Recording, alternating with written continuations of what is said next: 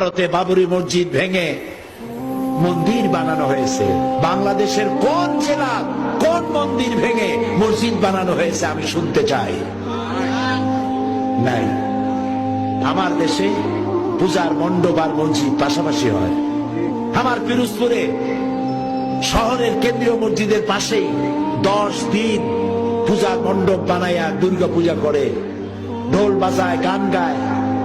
কোন মুসলমান বলে না মসজিদের পাশে ঢোল বাজাইতে পারবে না।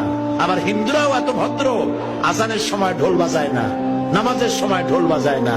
রোজার পূজা একসাথে হয়েছে, ওরা রোজা ডিস্টার্ব করে নাই আর মুসলমানেরা পূজা ডিস্টার্ব করে নাই। খালি কয় ঠিক আলহামদুলিল্লাহ বলতে পারো না? এ হচ্ছে সেই দেশ যেখানে সাম্প্রদায়িক সম্প্রীতি সব থেকে সমুজ্জ্বল। বাংলাদেশ বিগত 1000 বছরের সাম্প্রদায়িক সম্প্রীতির উজ্জ্বল দৃষ্টান্ত স্থাপন করেছে, দুনিয়া কোথাও নাই।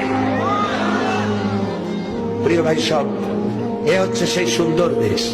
আমি বিদেশে গেলে, মধ্যপ্রাচ্যে সহ বিভিন্ন জায়গায় গেলে লোকেরা বলে এত ইসলাম ইসলাম করেন, ইসলামের পূর্ণাঙ্গ আইন তো কোথাও নাই।